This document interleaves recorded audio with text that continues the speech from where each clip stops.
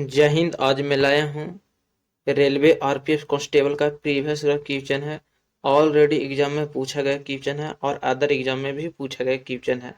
तो चलिए यहाँ से प्रीवियस ईयर क्वेश्चन देखता हूँ। 40 क्वेश्चन है इसमें, जो साइंस का क्वेश्चन है। तो पहला क्वेश्चन यहाँ पे है कि कैंसर के उपचार के लिए प्रयुक्त उत्कृष्ट गैस है। तो कैंसर के उपचार के लिए कौन सा उत्कृष्ट गैस का उपयोग किया जाता है? तो रेडॉन गैस का उपयोग किया जाता है कैंसर के उपचार में। याद रखना ये भी।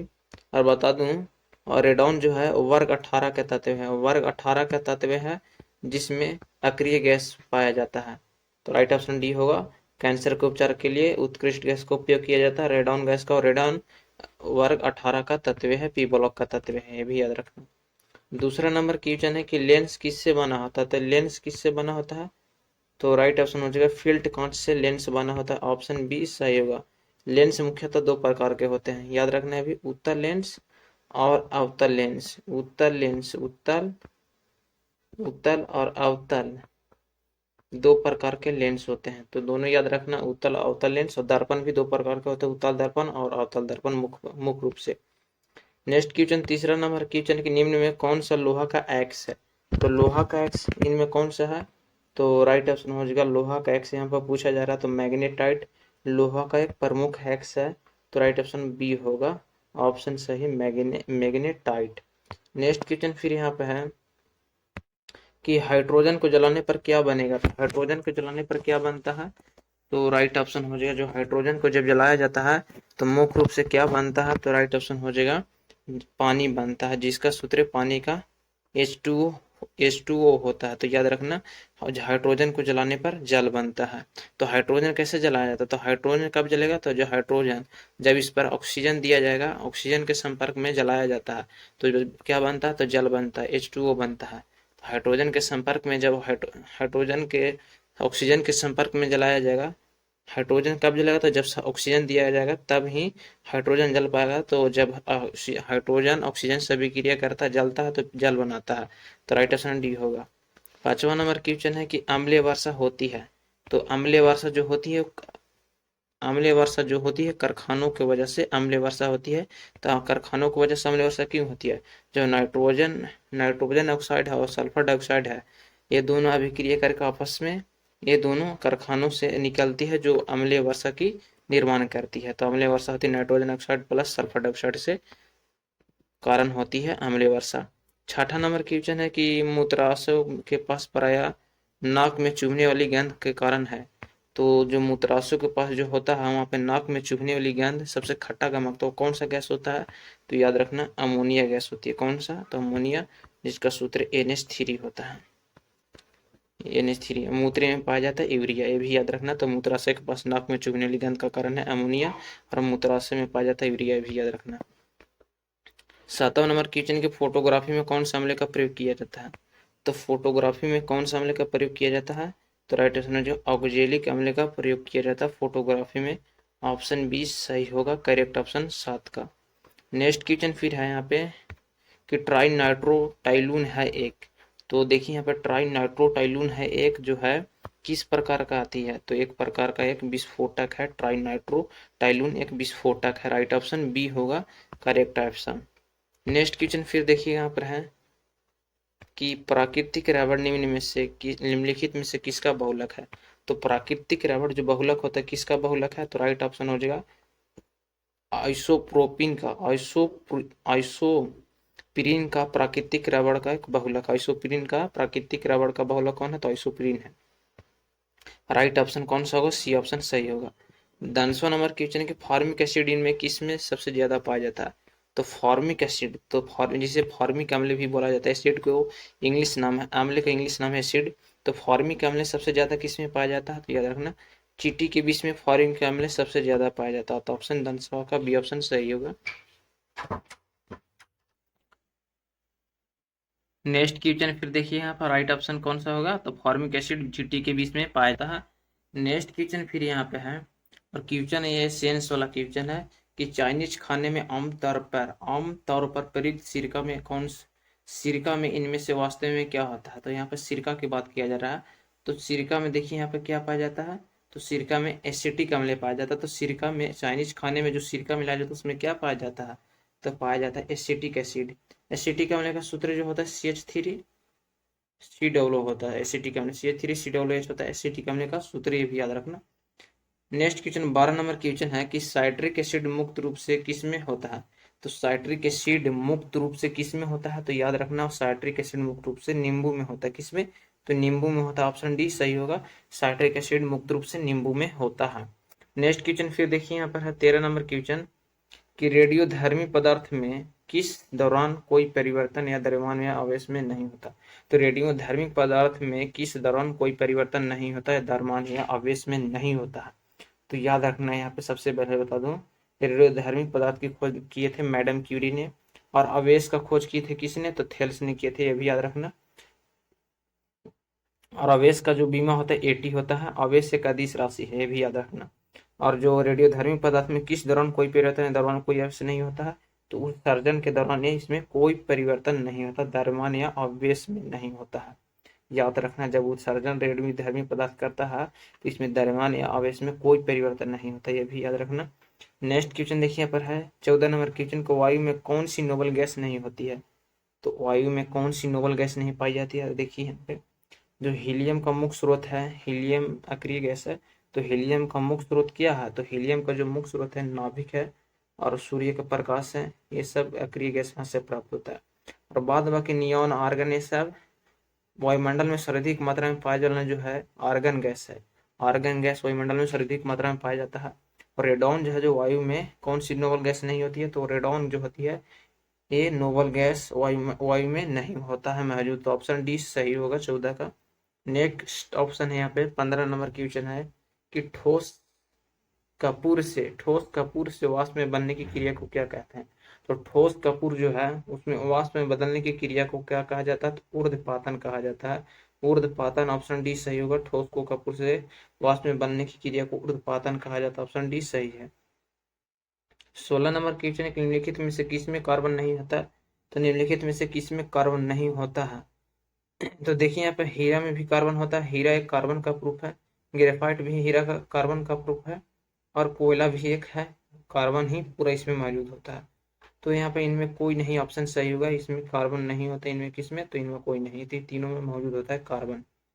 नेक्स्ट क्वेश्चन देखिए यहाँ पर है 17 नंबर क्वेश्चन को, वाहनों से निकलने वाली प्रदूषित गैस मुख्यतः है। तो वाहनों से निकलने वाली प्रदूषित गैस मुख्यतः है, तो याद रखना कार्बन मोनोऑक्साइड। कौन सा? तो कार्बन मोनोऑक्साइड है, CO। कार्बन मोनोऑक्साइड प्रदूषित वाहनों से निकलने वाली प्रदूषित गैस का उदाहरण है, carbon monoxide. Next question 18 number है कि भोपाल गैस त्रासदी के लिए उत्तरदायी का प्रमुख प्रदूषक कौन था? तो 1984 में भोपाल में जो गैस का रिसाव हुआ था, गैस का नाम पूछा जा रहा है, तो मिथाइल आइसोसाइनाइड था, ऑप्शन ए सही होगा, मिथाइल आइसोसाइनाइड। नेक्स्ट क्वेश्चन है फिर यहाँ पे, जंग लगने पर लोहे का भार, तो जंग लगने पर लोहे का भार जो होता है वो बढ़ता है। क्या होता है? तो जंग लगने पर लोहा का भार बढ़ जाता है, राइट ऑप्शन ए होगा करेक्ट ऑप्शन। 20 नंबर क्वेश्चन की नीला थोथा है, तो नीला थोथा जो है क्या है? तो एक प्रकार का कॉपर सल्फेट है, इसका रासायनिक नाम पूछा जाए तो इसका सूत्र क्या होता है? तो CuSO4 होता है, और 5H2O होता है, इंटू में 5H2O, CuSO4 इंटू 5H2O नीला थोथा या कॉपर सल्फेट का सूत्र है, ऑप्शन ए सही होगा। 21 नंबर क्वेश्चन के निम्न में से कौन सामान्य ताप पर द्रव होता है? तो सामान्य अवस्था में कौन द्रव अवस्था में पाया जाता है? जो है पारा, ऑप्शन बी सही होगा। आप लोग को एक कमेंट आंसर बताना है कि कौन से का धातु है जो द्रव अवस्था में रहता है, तो अधातु का नाम बताना, और ये भी बताना कि कौन सा पदार्थ तीनों अवस्था में पाया जाता है। आप लोगों का उदाहरण है ईटा, पानी, गैस। कमेंट में जरूर बताइएगा, ध्यान से क्वेश्चन देखना है। 22 नंबर क्वेश्चन के प्लास्टर ऑफ पेरिस का रासायनिक सूत्र है, तो प्लास्टर ऑफ पेरिस का जो रासायनिक सूत्र क्या होता है? तो देखिए जिप्सम का सूत्र होता है CaSO4, यहाँ पे लिख देता हूँ हल्का, CaSO4 जिप्सम का सूत्र 2H2O होता है, ये जिप्सम का सूत्र हुआ। और जिप्सम को जब 120 डिग्री सेल्सियस पर 120 डिग्री सेल्सियस पर गर्म करते हैं तो प्लास्टर ऑफ पेरिस बनता है, प्लस में जल बनता है, तो ये राइट ऑप्शन हो जाएगा CaSO4 half H2O plaster of Paris का सूत्र है, ऑप्शन बी सही हो। इसका उपयोग जो होता है मूर्ति बनाने में और टूटे हुए हड्डियों को जोड़ने में और और बहुत चीज में इसका उपयोग होता है। प्रयोगशाला में भी प्लास्टर ऑफ पेरिस का उपयोग होता है। तो ऑप्शन बी सही होगा, प्लास्टर ऑफ पेरिस का सूत्र CH4 2 होता है। और चूना पत्थर का रासायनिक नाम पूछा जा रहा है। 23 नंबर के क्वेश्चन है कि चूना पत्थर का रासायनिक नाम क्या है। तो चूना का सूत्र क्या होता है, तो CaCO3 होता है, कैल्शियम कार्बोनेट होता है। जिसका रासायनिक नाम पूछा जाए तो क्या होगा, कैल्शियम कार्बोनेट होगा। ऑप्शन सी ऑप्शन सही होगा, कैल्शियम कार्बोनेट चूना पत्थर का रासायनिक नाम। नेक्स्ट क्वेश्चन है 24 नंबर की, निम्नलिखित में से किस खनिज द्वारा लोहा का प्राप्त किया जाता है। तो किस खनिज द्वारा लोहा को प्राप्त किया जा सकता है, तो लोहा का जो एक्स होता है उसी के द्वारा ही लोहा को प्राप्त किया जा सकता है। तो हेमेटाइट एक लोहा का प्रमुख है, इसका नाम है। ऑप्शन डी सही हो, हेमेटाइट का सूत्र Fe2O3 होता है हेमेटाइट का सूत्र। तो किस खनिज द्वारा लोहा को प्राप्त, हेमेटाइट द्वारा। 25 नंबर क्वेश्चन है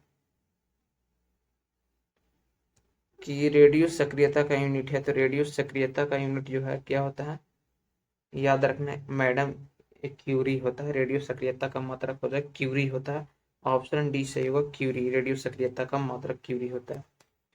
26 नंबर क्वेश्चन की सोडियम कार्बोनेट का सामान्य माना जाता है। तो सोडियम कार्बोनेट को समानता माना जाता है, क्या माना जाता है, तो याद रखना सोडियम कार्बोनेट को समानता सोडा माना जाता है। ऑप्शन बी सही होगा, सोडा माना जाता है। सोडियम कार्बोनेट का सूत्र क्या होता है, तो Na2CO3 होता है। और लास्ट में 10H2O भी लग जाता है तो सोडियम बाइकार्बोनेट होगा।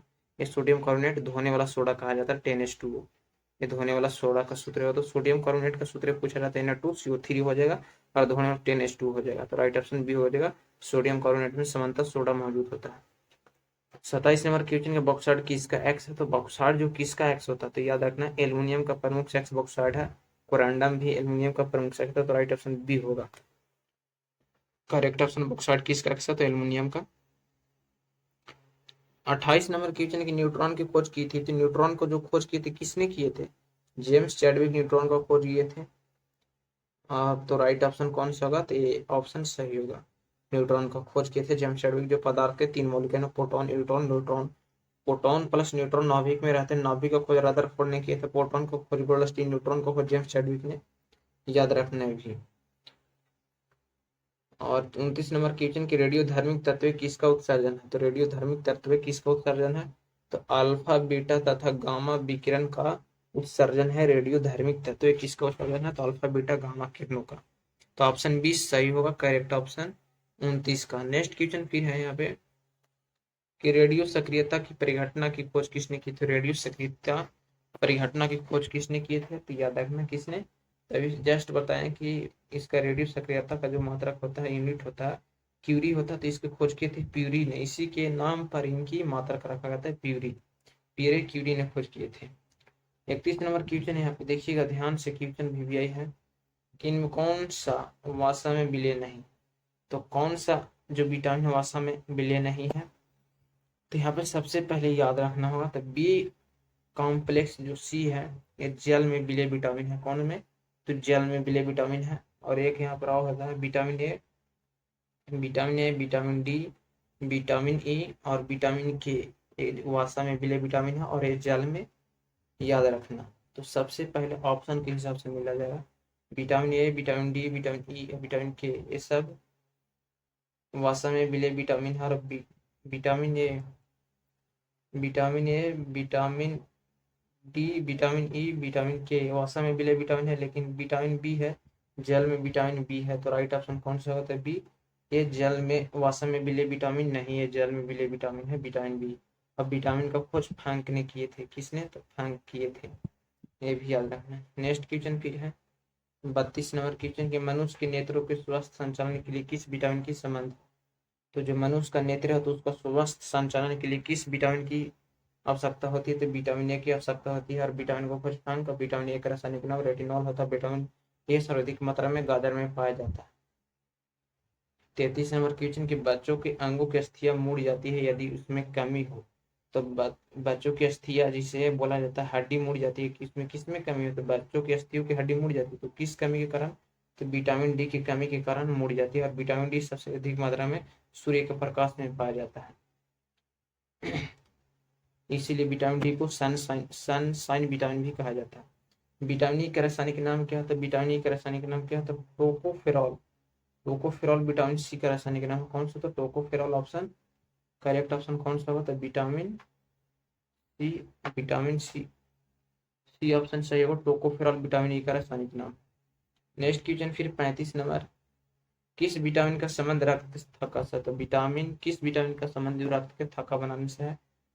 तो विटामिन के का संबंध रक्त को थक्का बनाने से संबंधित है। ऑप्शन डी सही होगा। 36 नंबर क्वेश्चन के विटामिन डी का रासायनिक नाम है। तो विटामिन डी का जो रासायनिक नाम होता है क्या होता है? कैल्शियोफेरॉल विटामिन डी का रासायनिक नाम है। कौन सा? तो कैल्शियोफेरॉल। विटामिन सी का रासायनिक नाम है, विटामिन ए का रासायनिक नाम है। याद रखना, विटामिन ए का रासायनिक नाम है रेटिनॉल। कौन सा? तो रेटिनॉल नाम है। रेटिनॉल। विटामिन सी का ascorbic अम्ल, विटामिन डी का टोकोफेरॉल। विटामिन डी का क्या नाम है? टोकोफेरॉल नाम है। याद रखना। नेक्स्ट क्वेश्चन को यहाँ से अग्रसर करते हैं। 37 नंबर क्वेश्चन। एस्कॉर्बिक अम्ल है, तो एस्कॉर्बिक अम्ल जो क्या होता है? एस्कॉर्बिक अम्ल जो होता है वो विटामिन होता है। कौन सा होता है? विटामिन होता है। ऑप्शन ए सही होगा। एस्कॉर्बिक अम्ल सबसे अधिक मात्रा में विटामिन सी में पाया जाता है। और विटामिन सी का रासायनिक नाम क्या है? तो आप लोग कमेंट में जरूर बताइएगा। 38 नंबर की मछलियों की यकृत के तेल में किसकी प्रचुरता होती है? तो मछलियों की यकृत के तेल में किसकी प्रचुरता होती है? तो मछलियों की यकृत के तेल में किसकी प्रचुरता होती है? तो विटामिन डी की प्रचुर मात्रा में पाया जाता है मछलियों की यकृत में। ऑप्शन डी सही होगा। 38 नंबर के बाद 39 नंबर की विटामिन सी का सबसे उत्तम स्रोत है। तो विटामिन सी का उत्तम स्रोत आंवला है। ऑप्शन कौन सा सही होगा? ए ऑप्शन सही होगा। विटामिन सी का सबसे उत्तम स्रोत आंवला है। 40 नंबर क्वेश्चन की विटामिन सी का रासायनिक नाम। तो विटामिन सी का रासायनिक नाम एस्कॉर्बिक अम्ल है। ऑप्शन बी सही होगा। 41 नंबर क्वेश्चन, इनमें किस विटामिन को कोबाल्ट होता है? तो किस विटामिन को कोबाल्ट होता है? तो विटामिन बी12 में कोबाल्ट सबसे अधिक मात्रा में पाया जाता है। ऑप्शन बी सही। तो जय हिंद, आज का वीडियो में इतना ही। आरपीएफ कांस्टेबल का प्रीवियस क्वेश्चन था। अगला वीडियो फिर से मिलेंगे नेक्स्ट वीडियो में।